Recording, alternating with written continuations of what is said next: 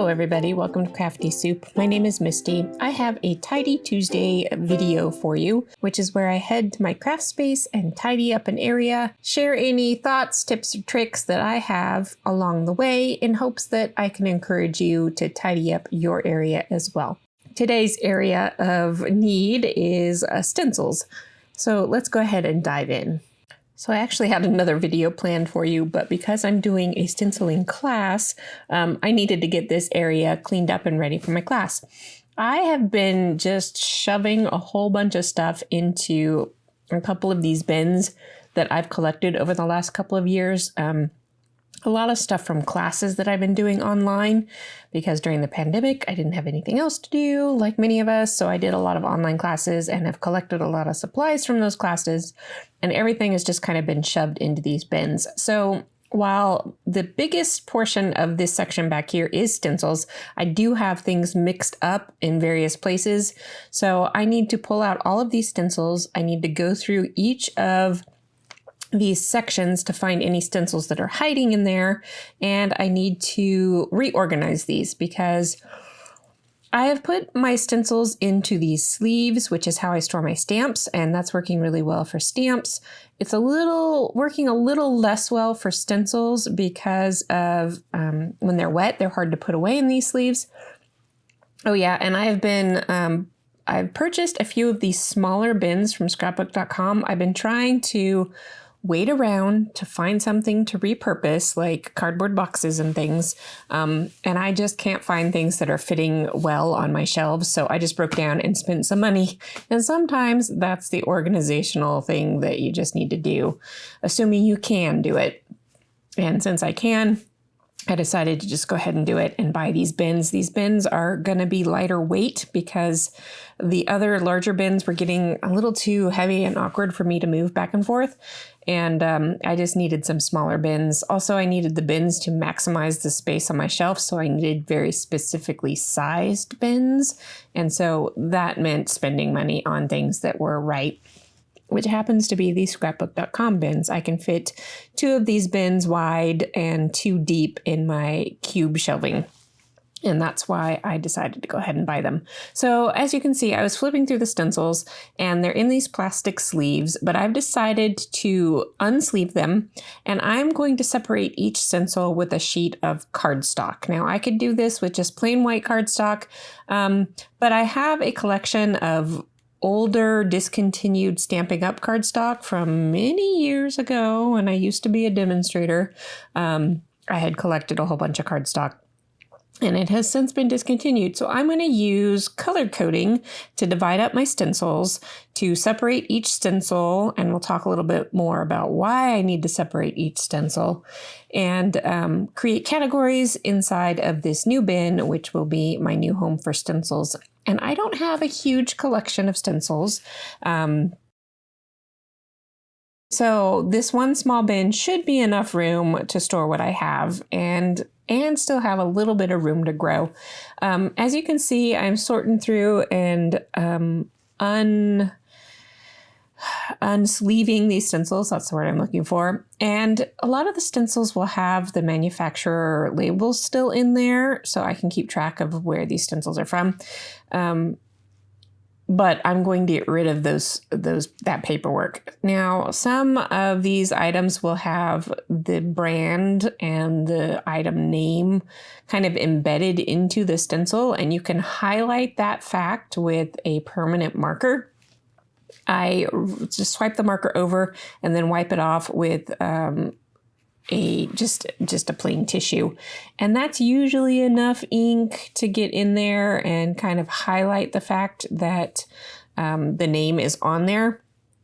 My eyesight is getting worse, so this technique is working less well for me.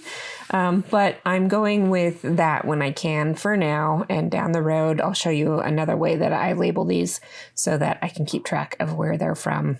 Now keep in mind that permanent markers are kind of alcohol-based, so if you use alcohol mediums or if you clean your stencils with alcohol, that will rub off any markings you put on there. So just a note on that. I'm resaving the sleeves for more organization, namely all of those stamps that I've been collecting through various classes.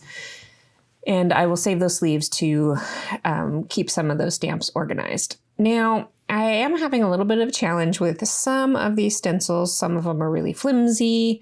Some of them are in defined sets. Some of them are actually in stamp and set combos like this one here.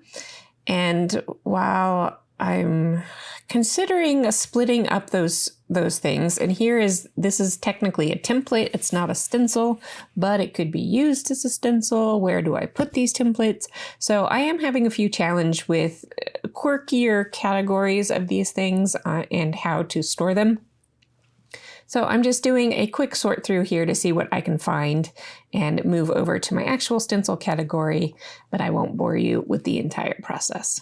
And while I was sorting through all of that stuff, I did find a chipboard divider. I do use chipboard dividers quite often, and I'm gonna repurpose some of those things that I just have randomly tucked in there and use them as category dividers for my stencils. So the cardstock will be actual stencil dividers, and then the chipboard will be category dividers.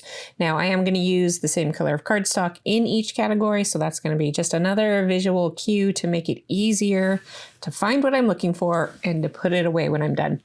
Now, I did have my embossing folders stored next to most of my stencils. Again, I don't have a huge collection of embossing folders, but it is something I am enjoying more often these days, so I anticipate that collection growing a little bit. And so I wanted to have this bin for just those items, as well as being able to sort and organize them and still have a little bit of room for growth down the road. Anyway, as I was doing this process, I was kind of glad because look, I found a stencil hiding inside of one of my embossing folders. So a good reason to tidy is so you don't lose things, and we'll see what else I lost later. I just wanted to share this tip. One of my favorite, I guess you could call it a craft room hack, is to use bookends. I think we don't think about bookends as being great for storing our supplies, but even without these bins, you could use a bookend on a shelf and go ahead and store the supplies that way. Now, I was trying to show an example of how the bookends could go in either way, but one of my embossing folders is a little too wide for this bin, so they do have to be stored this other direction. But because the larger embossing folder could sag with the weight of the other embossing folders leaning against it, having a bookend in here helps prevent those things from sagging. And I can remove that bookend later as I grow my collection. So I really like to use bookends in my craft storage supply, and I will do that again here with my stencils. Now, this bookend is a little bit bigger, so it leaves less room for dividing things off, but that small section in the back, I could keep a couple of different categories. Like this selection of stencils are layering stencils, so there's multiple stencils that I need to make sure stay together, probably in a pouch, so that they don't get lost from each other. And then the rest of the stencils will have some support with that bookend, so they don't get taggy. I did go ahead and cut down a whole bunch of cardstock to use as my dividers, and while I've started off with just 4 colors here, I will need to add more because I will have more categories. So on the left hand, I'm starting a category of striped stencils. On the right hand, I've got some circles. The next category up is kind of geometrics, and then I've got some stencils that defy categories. So do I put that one in stripes or circles or geometrics? And so I just pick a category and roll with it. And down the road, if I find myself looking for it somewhere else, then I may tend to move it. Or what I'm most likely to do is put these categories back to back. So as I'm flipping through one category and I didn't find what I was looking for, if I keep flipping, then I might keep going and find what I'm looking for. So that's how I will likely put those categories. So circles will probably be right next to either geometrics or stripes, and so on. Now, these blue stencils are probably the first stencils I had in my collection many, many, many years ago, and they are pretty dang flimsy. Definitely not up to modern stencil standards. And I've actually considered getting rid of them. However, oh, and here's one more way that I do label my stencils. If they don't have that built-in label on them, I will just use a Sharpie, fine point Sharpie, because there's usually not a lot of room, and just write the name of the stencil and the company on there. So anyway, those blue stencils may go away at some point. Now this stencil is blue, but it's actually just stained because I've used it quite a bit. That one makes a great Christmas card because it looks like a snowflake, but it also could be a flower. So I kind of like multi-purpose stencils. And because that one has a points, which makes it difficult to rest in a bottom of a tray and those points could get bent, I did go ahead and put that one back in a sheet of plastic. So as I'm going through this process, I'm realizing that some of them, the really thin ones in particular, or awkwardly shaped ones, are going to need a plastic sleeve still. And that just means I'll have to make sure they're nice and dry before I tuck them away for the day. So you can see I've got green cardstock going for my stripe stencils, and that one stripe stencil, I changed my mind because I'm going to consider that one more of a geometric as opposed to just a regular stripe. It is a striped geometric, but it is still geometric. So then I pull in another color of cardstock and I get sorting with the next category. All right, with those things done, you can see that I still have a collection to go. And as I was going through this, that stencil I was looking for, and it was right there the whole time. So I'm hoping by keeping these stencils together. Oh, here's why I separate my stencils. Some stencils have dangly bits, and that can get caught on other stencils if they're back to back and you're trying to pull them in and out. And when they get caught on each other, they can rip and tear. So having those cardstock dividers will protect your stencils so that they'll last longer, and you'll get a lot of use out of them.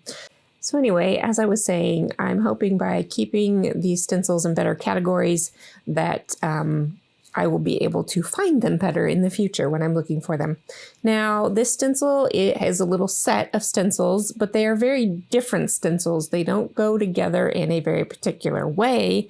They just happen to have come in the same package. So do I split this set up and put them into different categories, or do I leave them together because they're the same size, or do I leave them together because they're the same manufacturer? And so on and so forth. This is going to be up to you, when you're going through your stencils or other supplies and trying to decide how to categorize things. And I think at this point, I leave them together.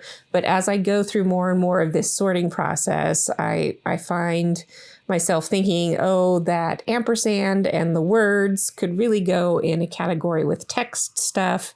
And as I pull out these stencils, I realize I have one more stencil in here, that one right there, that is a banner that is perfect for text stuff. And so I'm starting to think having a category of text stencils might make sense.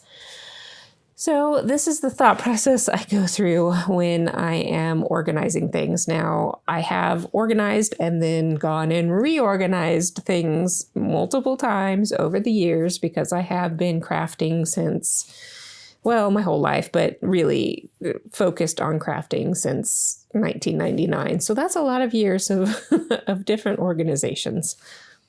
Okay, as I pull out this next stencil, I realize this is a text stencil that I got as a prize from the Load Challenge. And if you don't know what the Load Challenge is, that's Layout a Day. And I'll put a link down below because I participate in Load several times a year, and I love that project. So anyway, this was one of the little prizes from finishing that challenge, and it's a text stencil. So again, my mind is thinking more. I think I need a text category. Oh, here's one tip. These delicate stencils, I might spray pixie spray on the back of to hold them down while I'm using them. And then that leaves the back residue sticky. So I will put a piece of wax paper behind it. And having this cardstock flip system will make it easier for that wax paper to be usable, because when I'm trying to slide it in and out of a plastic sleeve, it's gotten hung up on things and been kind of annoying. So I'm hoping that, again, this system will help solve some of those problems that I've been having. So as you can see, I have all of my stencils in place and categorized and nicely divided. I do need some more of the chipboard dividers, which will help hold the weight of each category as you flip through because the cardstock is flimsy. So I will get those cut and divided into the sections, and that finishes off my stencil collection in about an hour. So like I said, I don't have a huge collection, but I have a satisfying collection, and it was nice to get them tidy and organized and ready to go for my class. So until next time, I hope you get organized, and I hope you have an artful day.